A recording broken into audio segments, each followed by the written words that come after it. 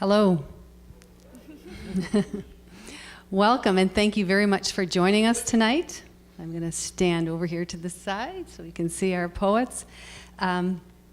This is going to be a conversation with poets Gwen Hart and Susan McLean, moderated by poet Lauren Carlson. And this is the first SMSU Visiting Writers Series event of the semester, and I'll be telling you about more of them at the end of the evening. I am Marianne Murphy-Zarzana, and I direct the creative writing program here at Southwest Minnesota State University.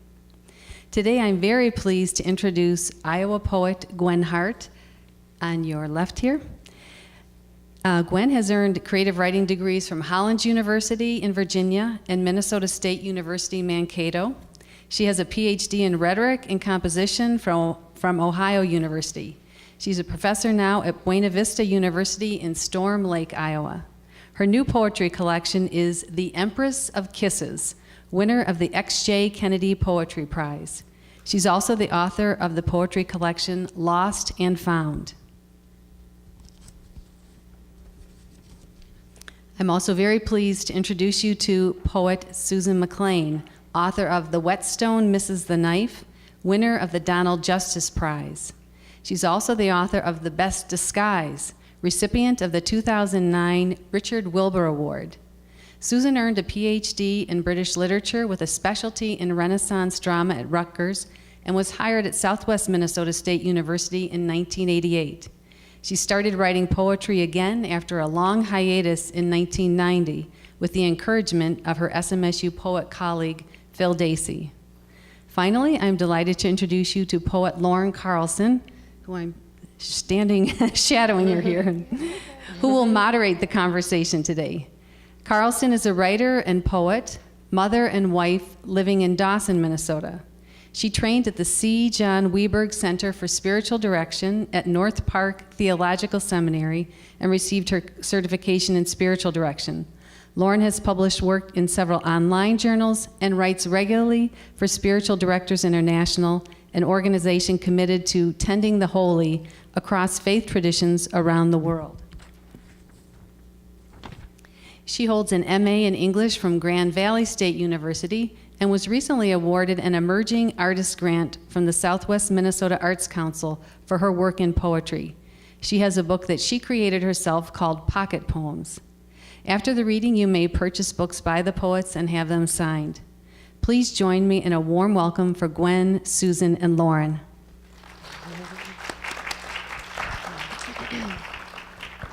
So maybe I'm revealing too many secrets here, but what you guys know probably is we did this once already at the Marshall Library, so that was our test run. So we're gonna do a really great job tonight. So actually should probably lower your expectations so we exceed them. No, I'm kidding.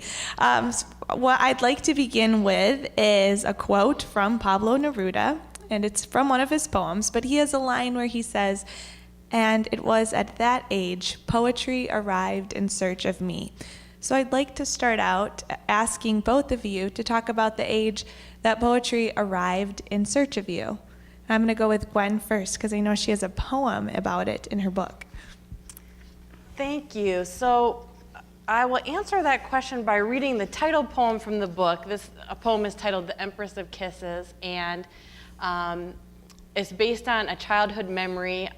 When I was in elementary school, we were reading Blake's The Tiger, and then we watched we watched a movie about Pompeii, the destruction of Pompeii, and I was so fascinated by this that I immediately wrote my own 50-line poem about the destruction of Pompeii that ended with, "And anyone alive can tell, a dread eruption rose and fell."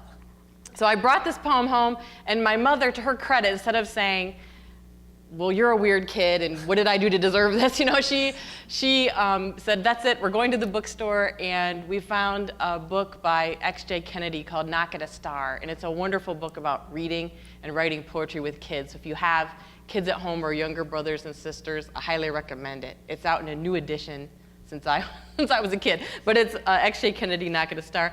And then this poem is about a joke in my family as I grew up with this love for poems. So it's called The Empress of Kisses. Because I fell in love with poetry, my mother sighed and said that I was doomed to work at a cosmetics factory naming lipsticks. How else did I presume to make a living?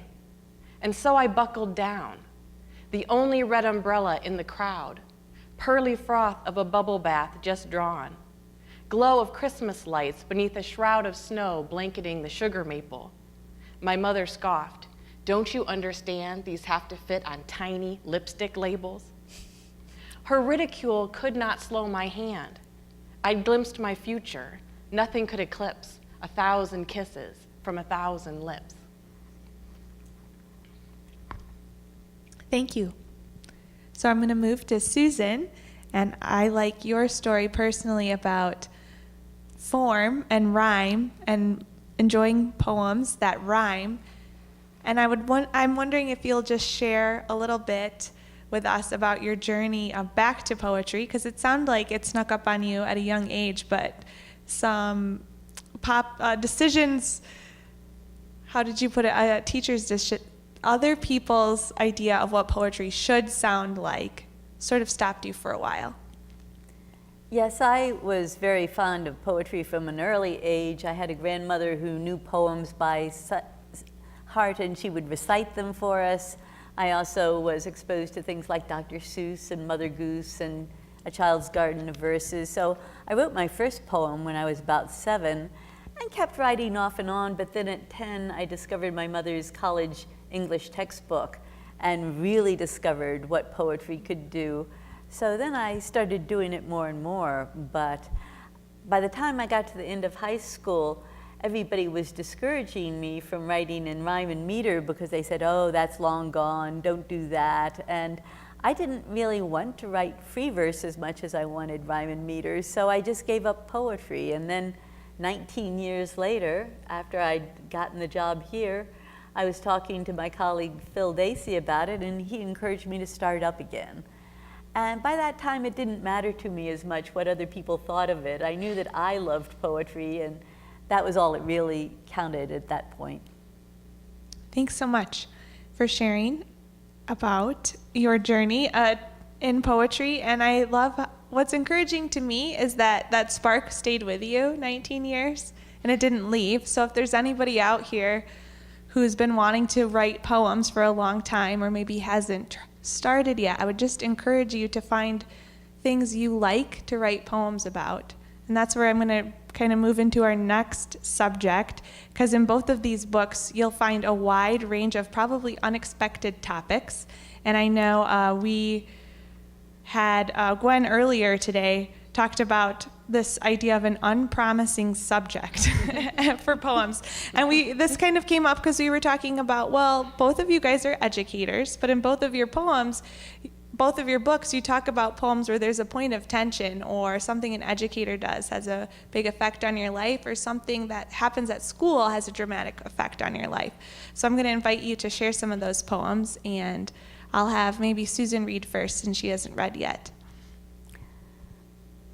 When I was in 10th grade, on the very first day of my math class, the teacher announced that he was going to prove that boys were smarter than girls.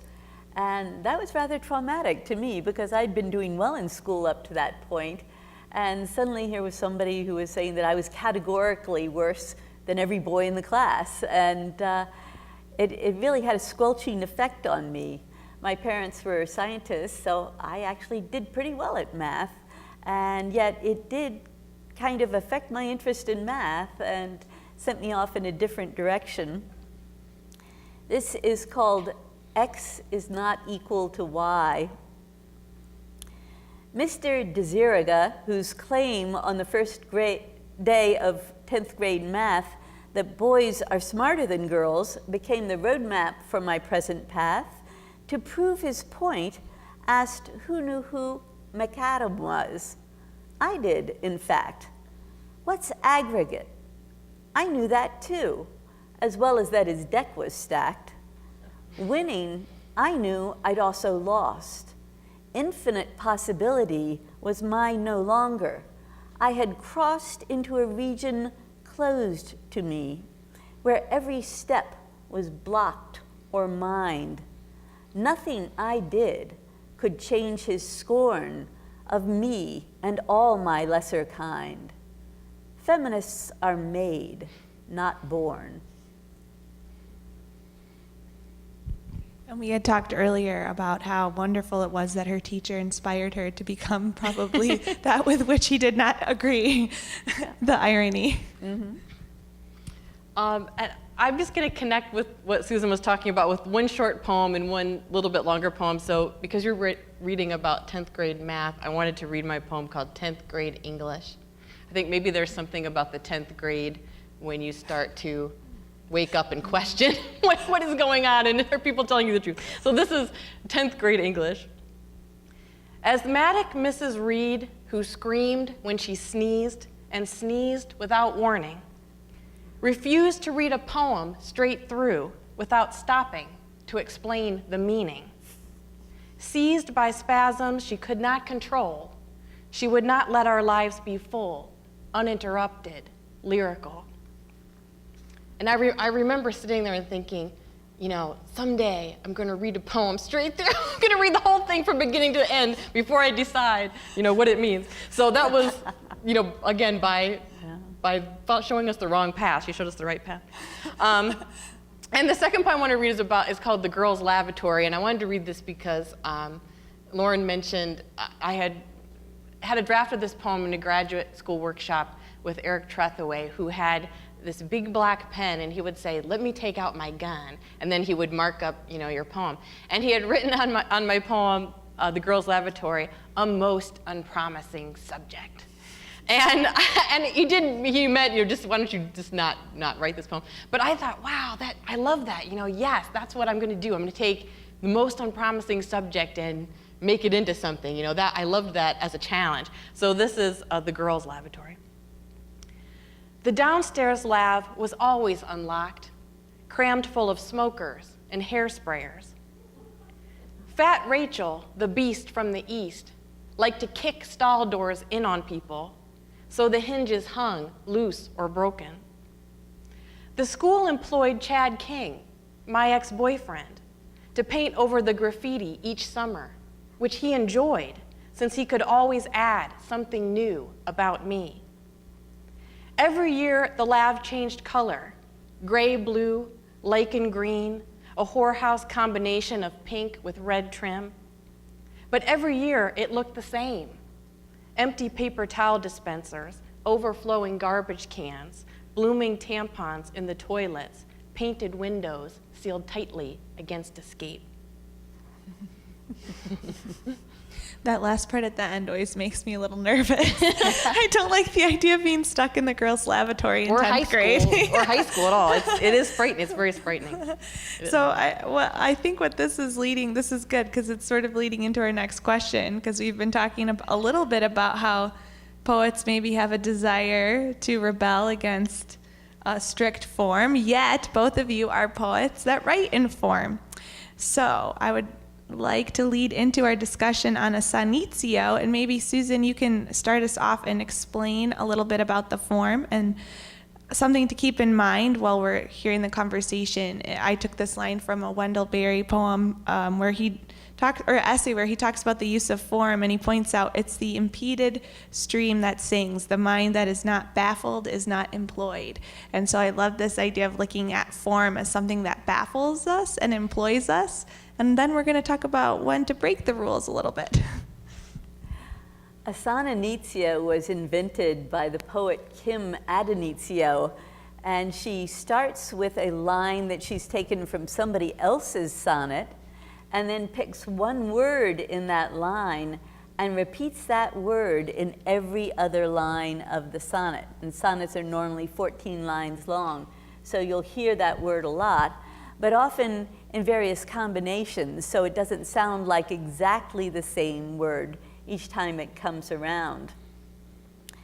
My sonetio takes a line from a poem by Anne Drysdale called The Self I Made You, and the title of the sonetio is Women's Wear Daily, a sonetio. The repeated word to look for is wear. Slip into something easier to wear. Anne Drysdale, The Self I Made You. Slip into something easier to wear than underwear designed to pinch and squeeze. Recall red grooves from strapless bras you swear are quite unwearable. The agonies of welts and jabs from corsets, wear and tear from straps that chafe and thongs that dig. Forswear footwear with breakneck tilt, stiletto heels. Remember, wearing fishnet stockings feels like walking on small BBs. Be aware that low-cut tops and short skirts show your wares with each unwary bend or step upstairs. The cost of all that software is hard to bear. It suits his hardware now. Will he still care when years have passed and you're the worse for wear?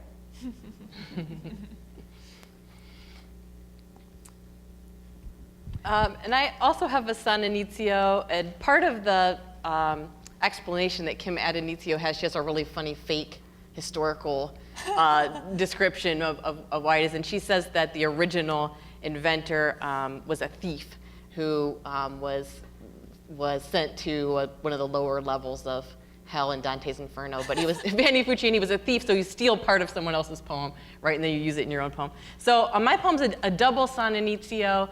There's double sonnets, so I thought, why not have a double sonetizio? And it's on a line by Kim Adenizio. Her line is, guess what, if love is only chemistry? And the repeated word is love. If love is only chemistry. Guess what? If love is only chemistry, then there's a secret formula, a love potion that starts it all.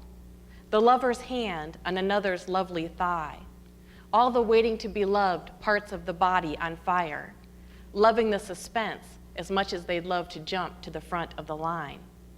Who mixes love up? In what remote factory? And what kind of gloves must they wear to keep the love from soaking into their skin, making them slovenly, too foolish to work, making love on the night shift in a room that smells like clover or rye, love's byproducts burning a bright red flame in the sky. Let's drive all night, looking for love's guards at the gates. Drive without headlights while the moon makes love to the gravel roads, loving each curve that might lead us closer, each lovely shoulder where we might pull over and talk or kiss, my knee on the glove compartment, your hands as soft and familiar as the love songs playing on LUV radio. We'll drive slowly and kiss slowly, foxgloves dripping like torn hearts outside the building marked LOVE, do not enter, where they quarantine the lovesick, the love formula contaminated workers, and the people like us who discover love's headquarters under cover of night, twist open the valves, and wake up lovers. And as Susan was saying, the fun of this really is finding how many different ways you can sneak in the word. So love, maybe I got too sneaky, but I was having fun. Love comes up as gloves, slovenly, clover. I even have pull over, and you're supposed to borrow the L and bring it over to the over. So it's a fun form. That reminds me of when I give my children instructions and they follow them, but also break them at the same time. and then they're like, but I did what you said. I repeated the word. I'm like, yes, okay. So I wonder, I know, Susan, you wrote next, you took the sonetizio form and added it to another form called a villanelle and then made your own form, right? Yes. Will you tell us about that? Yes, I like villanelles, and I've written a lot of villanelles. And villanelles have 3 lines per stanza and 6 stanzas. And the first and third lines of the first stanza alternate as the last lines of each of the next stanzas until they finally come together in the end. The most famous villanelle is Do Not Go Gentle Into That Good Night by Dylan Thomas. And I decided that I would steal a line from his villanelle, and as if I were writing a villanelle, I would turn it into a villanizio by having one of his words get repeated in every line of my villanelle. So it became a villanizio. I kept Kim Adenizio's name as part of the name of the new form I just created. I think you should make a legend about a poet thief that steals forms and then has to go into the seventh ring and repeat the form over and over. I don't know. Go ahead. Let's hear it. Okay. I'll just read my villanizio, but I'll tell you that the line that I stole was Rage, Rage Against the Dying of the Light by Dylan Thomas. Post-parting, a villanizio. Rage, rage against the dying of the light. Grieve for the memories of delights you've lost. Then light the pyre. Look in your heart and write of heat his lightest touch used to ignite. Enlightenment is yours, but at a cost. Rage, rage against the dying of the light. No more his mute, adoring satellite. You won't take lightly being snubbed and bossed. The light is gone. Look in your heart and write. He was the lightning, you, poor you, the kite, a light in one brief shining holocaust. Rage, rage against the dying of the light. Find lighter fluid, matches, dynamite. It's no light matter being double-crossed. Then light the fuse.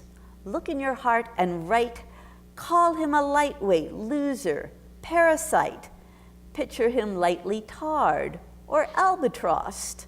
Rage, rage against the dying of the light. Then lighten up. Look in your heart and write. Thank you. She just introduced me to the poem this morning, but I love the part at the end, and I feel like it's a little bit more optimistic than the original poem, and inspiring to me. I don't know, Gwen, did you want to read your villanelle where she really broke the rule because she did not repeat her last line at the end, but it works really well with the theme of the poem. And I'll just say, when I talk with my own students about form, I will remind them, for example, of soccer, where the players aren't allowed to use their hands, which is really weird, right? Because that's how we interact with the world. That would be the logical thing to do, is to put the ball in your hands. But because soccer players can't use their hands, they end up doing all kinds of interesting things with other body parts, right? Think about how many different ways a skilled soccer player can use his or her foot, right? Or might use her head, right? Or his chest. And so not being able to do the most obvious thing, the first thing that comes to your mind, but having to meet the form forces you to do these interesting and kind of creative things, and that's what I love about it. But there's also a point, I think, where if something's not, the form is a great starting point, and then if something's not working, you don't have to be tied to it. This poem, it just wasn't working to have 4 lines at the end, and then I realized maybe because of the subject matter in particular, it would make sense to have a missing line, so I would run with that. So this poem is called The Dead Are With Us.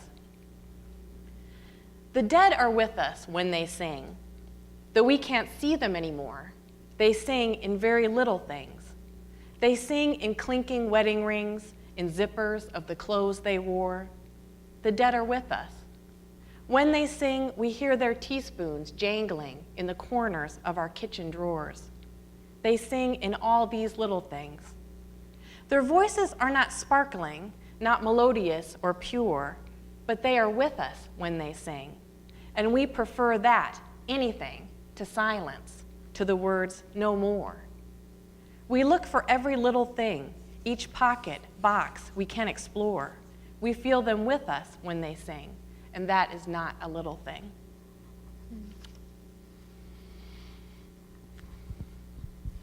I'm going to move us on to our next sort of topic after form, and that was this idea of writing from our own experiences or things we find in life.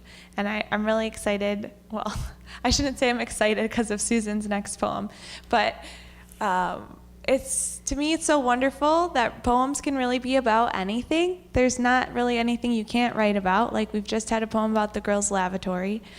So I've asked both of them to kind of bring in poems where they took a life experience and they transformed the experience in some way and made it work for the poem. And so I'll have Susan read her poem first, and then Gwen.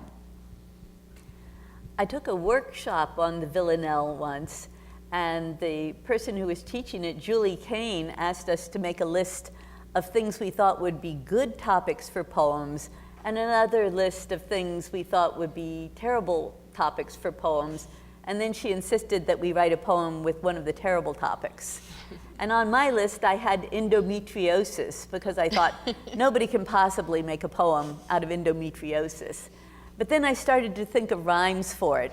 And pretty soon I had enough rhymes for a villanelle, so I decided to write a poem about endometriosis. And I actually suffered from that for years because I had a doctor who refused to believe that I might have endometriosis.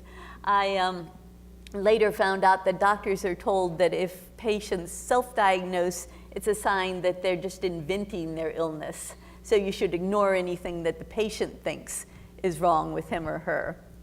So this is called expert opinion. My doctor thought I suffered from neurosis when I complained of a recurrent pain that I thought might be endometriosis. I never guessed that such self-diagnosis suggested the distress was in my brain. My doctor thought I suffered from neurosis, prescribing acupuncture and hypnosis and Elavil. I started to explain. My sister had had endometriosis with pain a lot like mine. He upped the doses of tranquilizers. Was I under strain? My doctor thought I suffered from neurosis. If I remained insistent the prognosis was poor, a patient hardly can be sane to claim that she has endometriosis against her doctor's fixed belief.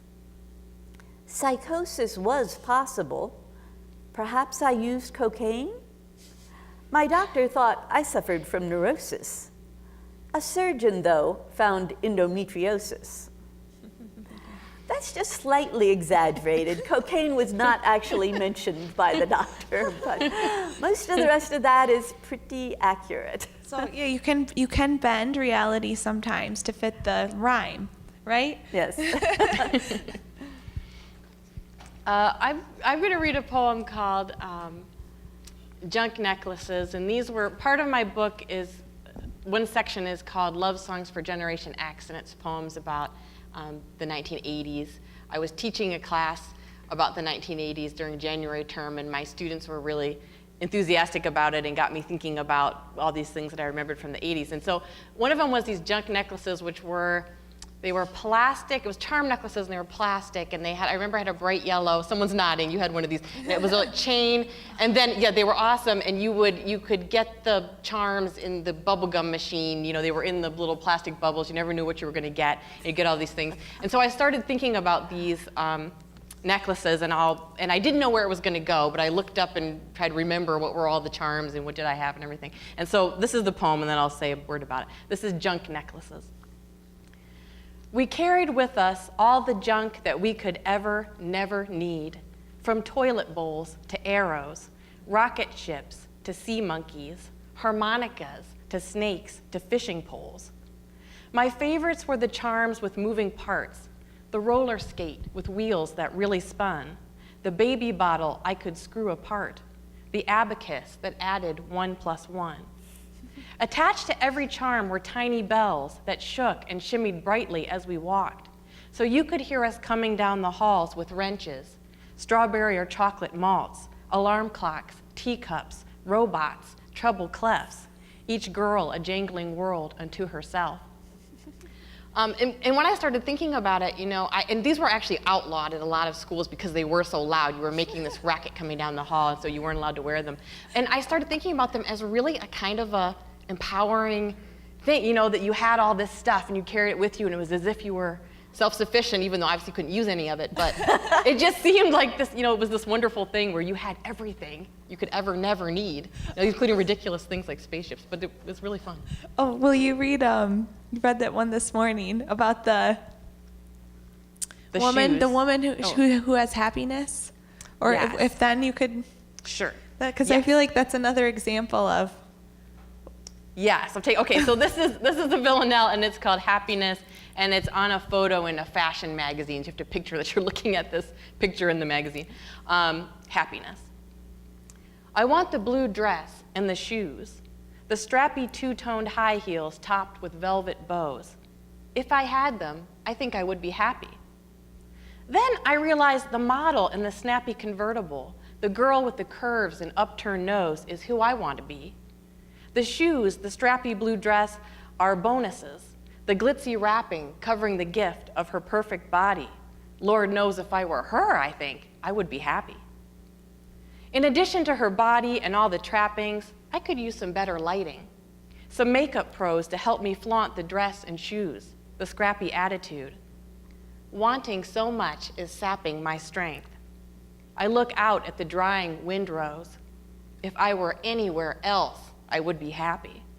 I'll need the convertible too. Flapping my hand in the breeze will banish all my lows. I'll drive away in the blue dress, laughing, sappy, come delirious, and then I will be happy. And I was saying this morning that sadly, this is a true story, because I was I get all these clothing catalogs, and I was flipping through and, I like this and I like that. And one day I had the revelation that a lot of the things I liked happened to be worn by the same model. This is her job, she's in all the catalogs, and really maybe I just wanted to look like her. It wasn't really the clothes. And I thought, oh no, I'm just wanting more and more impossible things from looking at catalogs. It's effective advertising. Once again, though, you've subverted the purpose of the advertising and got back at them by making it into a poem, I think. The next thing, this isn't, we sort of talked about this a little bit, but I did notice that, Susan, you read a poem this morning about television, and how reality television especially was coming into the poems. And I think Gwen's going to read a poem about a video game. And so I'll have Susan start with her poem, Survivor. Some of you may know Kathy Cowan, who is a psychology professor here, and this poem was inspired by her. It's called Survivor. My good friend Kathy struggled to resist Survivor, but confessed she was addicted to watching shallow schemers get evicted by worse ones. Maybe the psychologist in her liked seeing how the lure of cash exposed the gears of ego and deceit. Or maybe she was captured by the heat of loss, like gawkers gathered at a crash. She died in such a crash. I didn't know till later. I was on an island cruise with family when she skidded on the ice. Chance spins the wheel. It doesn't punish vice or grant immunity for good. The show goes on. There's always someone else to lose. Now, you might have noticed that survivor comes to mean several different things in that poem. It is the name of the show, which has survived her.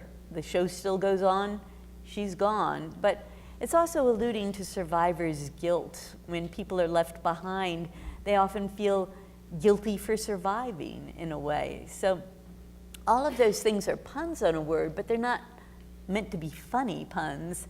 Sometimes you pick up on that. And I should say I've never seen the show Survivor, but all of my family watch it and they talk about it all the time, so I know enough about it to know what's going on it.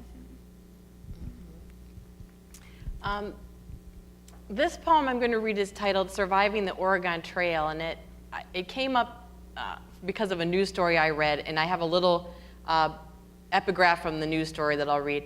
Oregon Trail, the game that traumatized countless children of the 80s and 90s, is now available online for free from the Internet Archive, and that was from time.com. How many people have played the Oregon Trail? I think everyone's going to go play it now. Yeah, you can. After This is your this. invitation. It'll be great. And it was an early video game, and very early, and it was narrative. You would set up you would try to survive, literally try to survive the Oregon Trail, and you had to make certain decisions, and then you'd get updates along the way about how you were doing. So this is Surviving the Oregon Trail.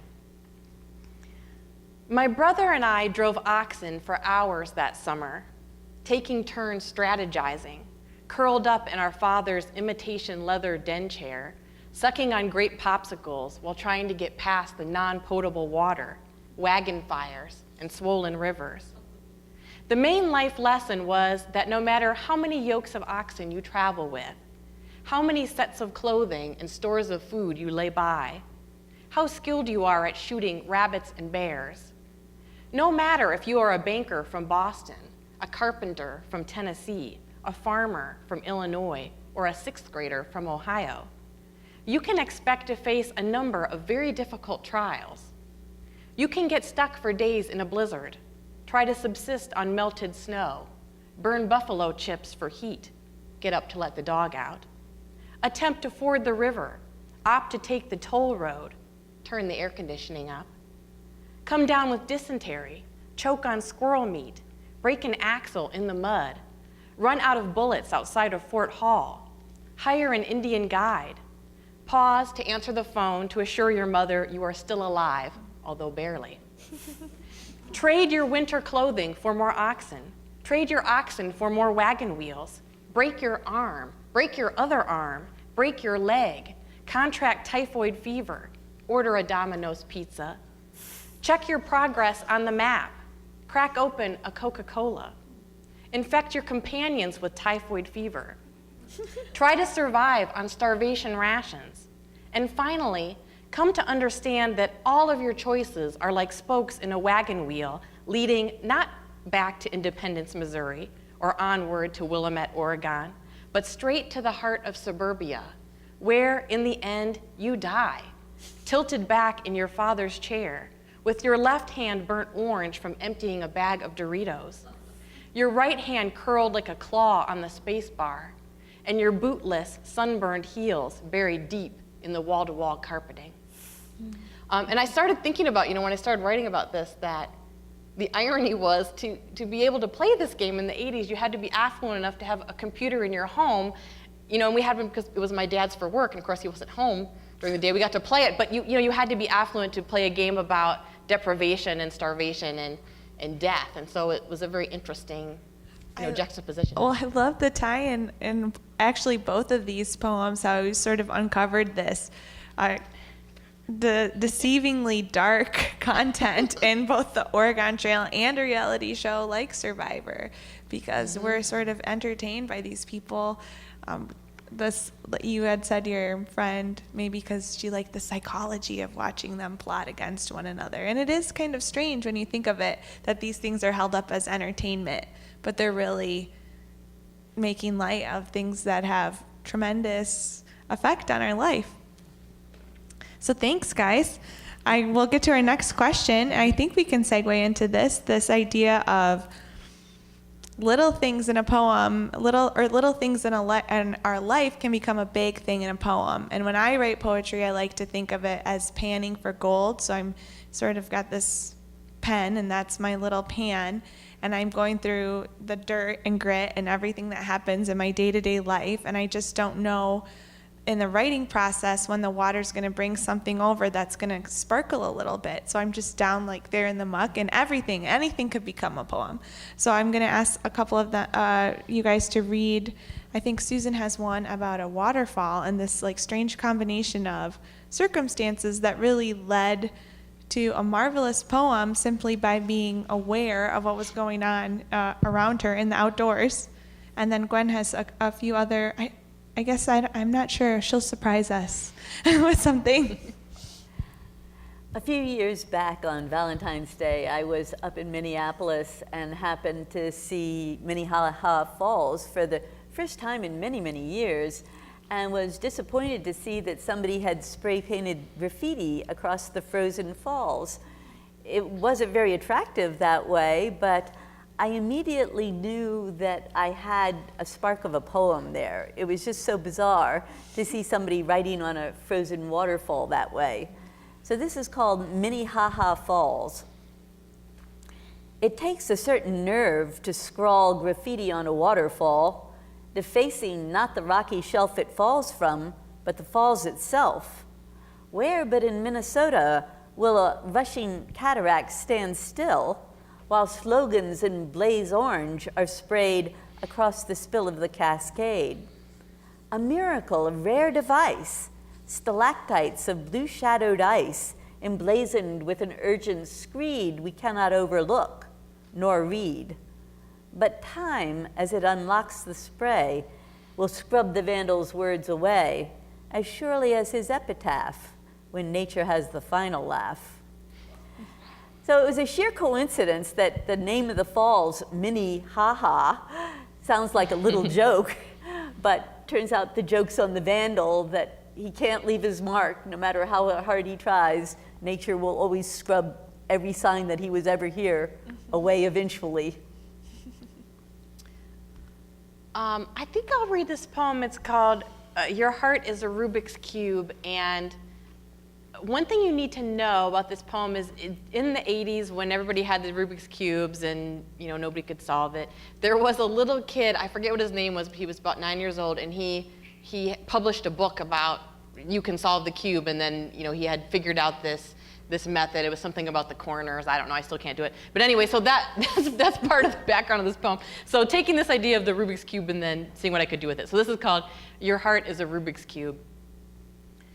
Your heart is a Rubik's Cube, so square and cold to the touch. I can't look away from its stoplight colors. From certain angles, it appears clean and whole, but rotate it and a little blue still mars the red. The orange is burned through with yellow and green. I ask you to pass me the manual, but you laugh and say, it's not that hard. A 9-year-old could solve it. But a 9-year-old, not in love, could be calm and uninvolved. I try to channel that child, a brown-eyed girl who, when presented with the colorful contraption, would not hesitate to take it in both hands and twist it hard like a toy. Thank you. So we're going to move on. I'm going to invite you guys to read kind of whatever you've brought to us today. I know that Susan had a poem for Leo Dangle, who recently passed away, and I know we skipped this one. I don't know if you have it with you. The new test for narcissism. I don't know if those really go well together. So maybe we'll save this one for the end. But Okay, well, I'll read my poem for Leo Dangle. He was a teacher here for many years, and he was my friend and colleague in the English department. He was also a poet and was in a wheelchair, and he died just this past December, and I wrote this poem. It's called Call Waiting. For Leo Dangle, 1941 to 2016. When Leanne phoned to tell me you were dead, I heard the beep, but didn't take the call. Deep in another, you'd have understood. Your partner, Patience, was dependable and steadfast as a hound. It came to stay after the crash, when you were paralyzed at 20. You were an ordinary guy, funny but shy, and then you crystallized into a poet. Now what? You've become words on a page that murmur at my ear in your dry, deadpan voice. And slowly I'm comforted that, though absent, you're still there, waiting in your true life I've only read about, the one you lived inside your head.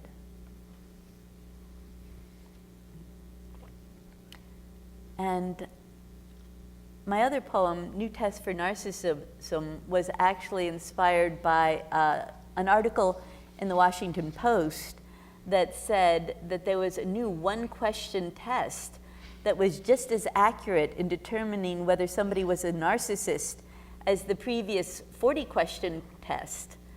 The one question was, are you a narcissist? New test for narcissism. You want to know if someone's narcissistic? Just ask. The narcissistic feel no shame for what they are. I know it sounds simplistic.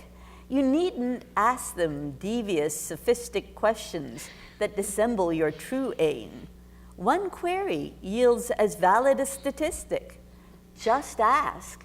They won't act shocked or go ballistic or feel that it's a trait they must disclaim. They don't see self-regard as egoistic or culpable. It's merely realistic. If you had their aplomb, you'd feel the same. So don't be delicate and euphemistic. Has anyone, however altruistic and self-effacing, garnered lasting fame without the slightest tinge of the hubristic?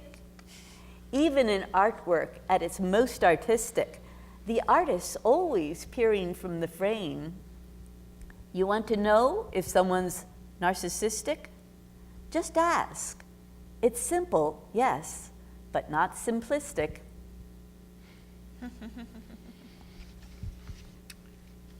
I'll read a poem. I was inspired by Susan reading about the phone call. This is called The Last Payphone, and I feel, probably misguidedly, but I feel really romantic about payphones. I miss them. When I was a kid, one of my best friends lived by the fairgrounds, and there was a bank of about 40 payphones. And we had the secret phone company test numbers from somebody's dad, where you would, depending on the prefix, 354, 352, 357, then you would dial something and it would make the phone ring, it would test it. And so we would run, she would start at one end and I would start at the other end, and we would run and we would dial them as quickly as we could and try to get all the payphones to ring at the same time. And we weren't bothering anyone, no one was there, the fairgrounds except us, but it was just the most wonderful, feeling to have them all ringing. So anyway, this is called The Last Payphone. They used to come and whisper in my ear. Their quarters, warm from pockets, slid and clinked in one by one. They held me, called me dear, old men in ball caps and young men drunk on beer. The teary women, soft and indistinct, they used to come and whisper in my ear, relay their hopes, their dreams, their joys, their fears. Their lifeline once, now I'm all but extinct, the last one here. They held me, all the dear young girls. I touched their cheeks, their pierced ears. They gossiped, giggled, gasped, and sighed in sync. They used to come and whisper in my ear. Their messages have faded year by year, graffiti scrawled in earnest ballpoint ink. Tony's the one, just hold me, call me dear. Now no one talks to me. Instead, I hear the wind as the receiver swings, unlinked from use. Do come, please whisper in my ear, cradle me, hold me close, and call me dear. And this poem, this is a newer poem, and it was inspired by Cabbage Patch Kids, which I hated because I didn't want to pretend to change diapers and stuff. I wanted to do more interesting stuff. And so, but you had to have them because you had to have Cabbage Patch Kids to have friends. And then I was really thrilled, though, when these Garbage Pail Kids came out. So they were a parody on the Cabbage Patch Kids, and they're really gross and disgusting, and they have funny names, and you could trade them, and it was really good. And I even had my class make their own Garbage Pail Kid of themselves. And mine was Pen Gwen, and she had ink pen like sticking, and ink and blood coming out. I thought, this is perfect. This is the best artwork I ever done. It really expressed what it's like to be a writer. But this is about Garbage Pail Kids, and it's called We Loved Them and She Didn't. One Saturday in 1985, my mother refused to drive us to the gas station convenience store to buy Garbage Pail Kids to trade at school. They're disgusting, she complained, pointing to Brainy Jane's cracked open skull and clogged Dwayne screaming as he was sucked down the drain. She failed to see the value in purpled varicose Wayne, or Handy Randy reaching his fingers through his face to wiggle them like teeth inside his open mouth. There was no place in our house, she explained, for Tom Tom, who twisted off his own head in order to beat it bloody like a drum. She didn't understand that to get through the ugliness of childhood, to swim, not sink, like Potty Scotty, to survive against all odds, like Uzi Susie, whose wax head, tipped with a lit wick, melted and ran hot down the length of her body, or Atom Bomb, whose crown exploded into a bright orange mushroom cloud, was an excruciating task, made easier if there were someone to laugh at, someone like Jack Splat, printed flat on a trading card, with a cartoon grin, missing teeth, and green snot on his face.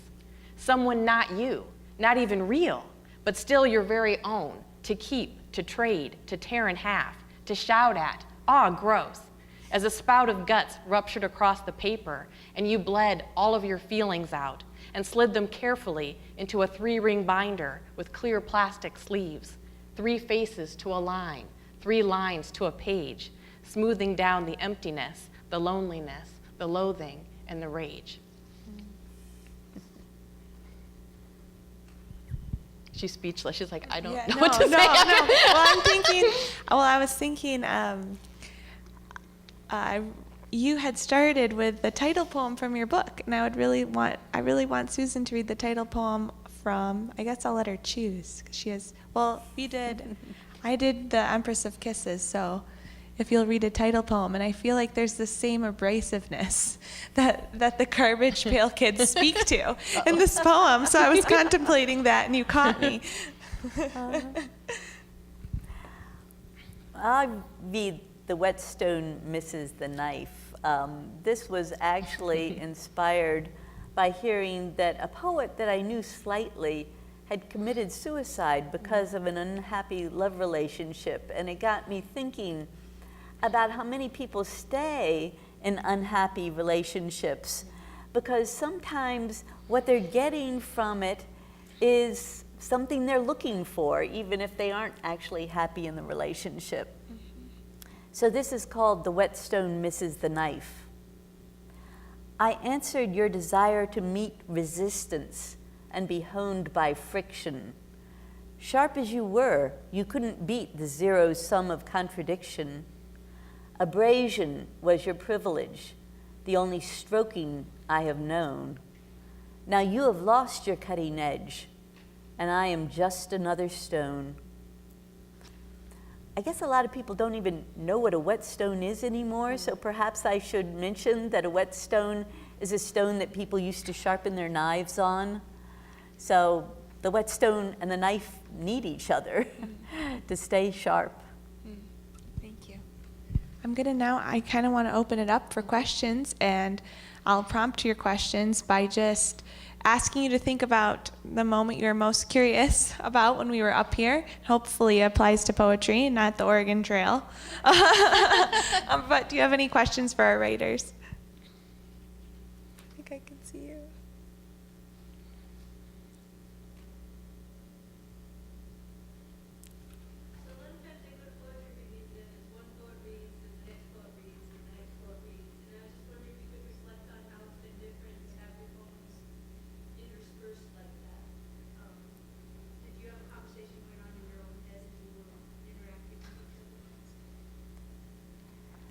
We got some questions in advance from Lauren to think about, and she also talked about some of our poems that she thought related to some of her questions.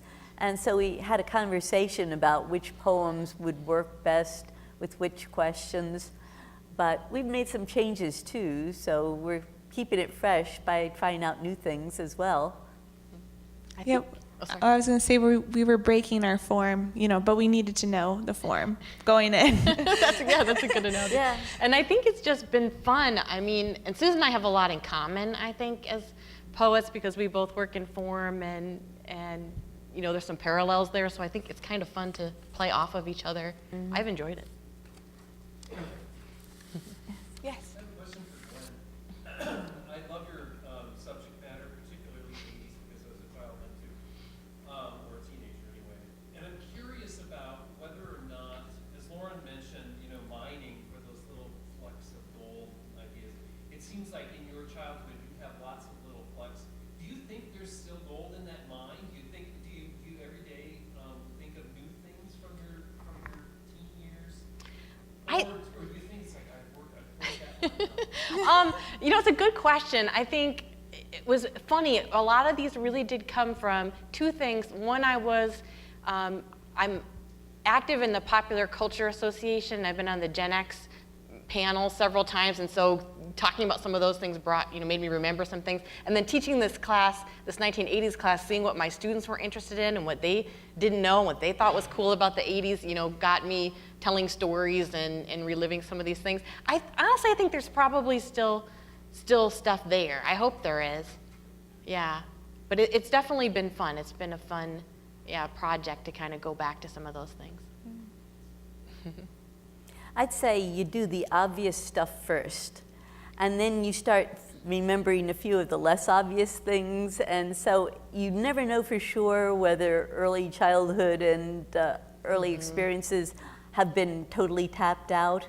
But you often get surprised when something will trigger a memory in you, and then you'll say, ooh, I never talked about that before. But it's something that still has some trapped energy. Right. It never would occur to me to write about the Oregon Trail until I saw that on thetime.com. Yeah. And I said, oh yeah, that's right. You know, the Oregon Trail, and it was such a big part of our lives. So yeah.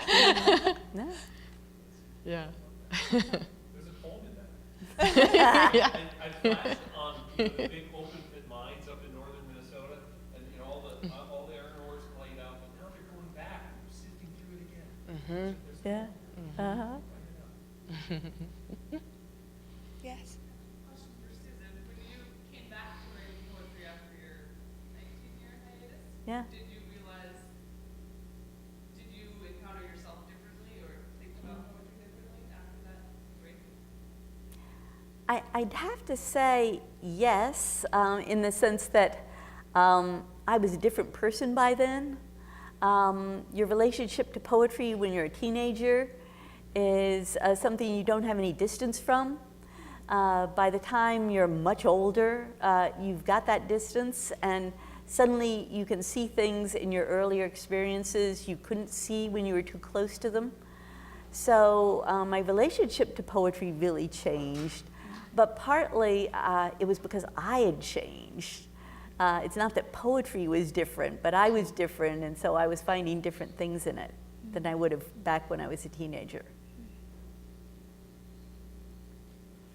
I've talked about it sometimes as even when you're silent, the ideas are there bubbling like yeast.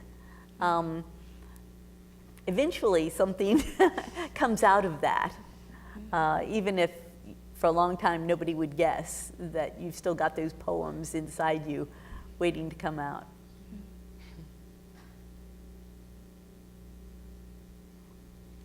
This is for Susan. Some of the poems, forms that you use are so intricate. Do you ever find yourself frustrated when you can't find the right word to fit the number of syllables it needs to be? And I mean, there's a lot of really intricate work that goes into scaffolding all these things and putting the right pieces in the right places. I would say that that is something I particularly like. A lot of people don't like the fussier kind of forms because they're so difficult to do, but the harder they are, the more fun I get out of it and the more I surprise myself. Usually some of the best rhymes I come up with are the rhymes at the end of the poem when I've used up all the obvious rhymes and I have to really stretch to find something to fit. And then suddenly something happens, and you can't really explain how that happens. It seems to come out of nowhere. But Do you use a rhyming dictionary? I do. I don't think it's cheating to use a rhyming dictionary. Nobody carries around the entire thesaurus in their heads. And so anything that can help trigger the ideas. In fact, as I'm writing the poem, I often make a list of the rhymes that might work to see which of them are going to spark something with me, and I see which ones I can use and which ones I have to throw away. It's so they have to fit the theme of the poem too. That's Yeah. what is so fascinating to me is your just the way you use language is so clever and humorous and touch it, and everything is built on everything else, and it's really amazing. It's like a painting. It's just one of those personal things. It's like people who like to do crossword puzzles. Other people are driven crazy by crossword puzzles. And yet, yeah, I wouldn't go there myself, but words, not numbers for me. And I do make lists of words too when I'm working in a form, and it's Yeah. sometimes the one you don't expect is going to have anything to do with the subject matter becomes the really interesting word in the poem. The writer Heather Sellers calls it the fifth exit from the highway phenomenon. So that you get off at the first exit, there's all kinds of stuff there, but if you get off a few exits after the obvious exit, you might find something really interesting, right, that you didn't expect. So, yeah, exactly. I think we had a back there in the black. Yeah. Both of you worked with porn, but both of you speak about the laboratory in the 1980s where we're discussing Survivor. And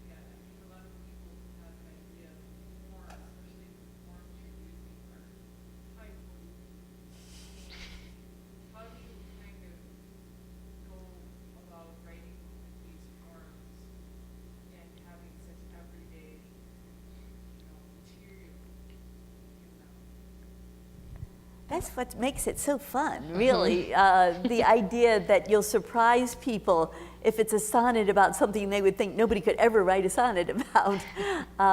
If you just write about the normal subjects, nobody will be surprised by it. But the things that really surprise people are when it's something they never expected to see in a poem.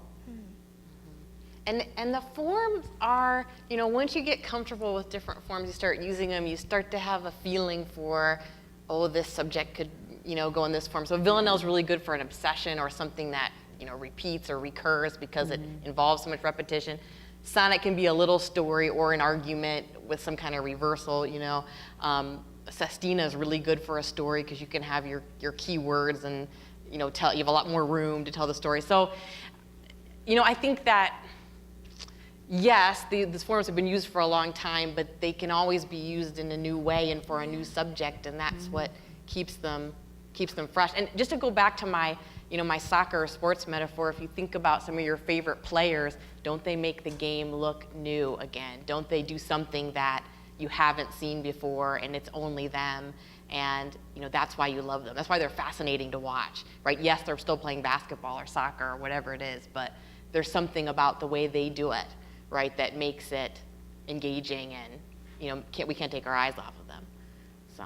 And I think we had talked a little bit at the library today about the idea of the form being living, and the idea that we can play and turn it around and do different things with it and bring fresh, new, everyday things that are interesting and part of our lives, and as a way to like enliven the form and sort of make it spark, make it draw us in. Sometimes you want to break the rules too. You can't break rules if you don't have rules. So if you give yourself rules and then you give yourself the right to break the rules, you never know what's going to come out of that. My friend and I were having this discussion. I'm going to see if I can get it right. She said, if you don't know the rules, when you break them, you'll be wrong all the time. But you have to know, if you know what you're doing, then you're right when you break the rule. Something like that, right? So you have to know, if you don't know the rules and you break it, you're wrong. But if you do know them, then you know why you're doing it. Then you get a reason to do so. So I think we're going to probably wrap up. And so as a kind of a fun way, I'm going to do a rapid fire. We did this at the library. I didn't tell them I was going to give them new questions. So you have to say, I think this morning they only agreed on one, and the answer to that one was dog. So, wine or chocolate? Chocolate. Chocolate. I know, that's a really hard one. Plane or train? Train. Fast or slow? Slow. Fast. You guys are doing it again. Radio or television? Television. Radio. Facebook or Gmail? Gmail. Gmail. Vacation or staycation? You know. Vacation. Audio or visual? Audio. Visual. So excellent. I'd like to thank you guys very much for humoring me and having such wonderful poems. Thank you, Lauren. Thank you. And I want to thank Gwen and Susan and Lauren for a fun, fascinating, and informative evening. And I also want you to put a couple more dates on your calendar. So on Thursday, April 6th at noon at the Marshall-Lyon County Library, and then once again 7 here at SMSU, we'll have a conversation about bodies of pain. So poets writing from a place of pain. Andrea Scarpino, poet laureate of the Upper Peninsula in Michigan from 2015 to 2017, reading from her new book, What the Willow Said as It Fell. And Christine Stewart Nunez, reading from her new poetry collection, Blue Words Greening. And poet Sarah Myrene Rapana, she will be serving as the moderator. And then one more date, the SMSU Creative Writing Program will host a Philip Dacey and Leo Dangle tribute reading on Saturday, April 29th, 7 to 8:30 p.m. in the SMSU Conference Center upper level. So please plan to join us for what I'm sure will be a wonderful evening. If you are interested in reading at that, please talk to us. You can pick a poem from Philip Dacey's collections or from Leo Dangle's, and we'd love to have a lot of different people participating in that. And so thank you again for coming, and please come down and purchase the poets' books, and they will sign them for you. Thank you so much.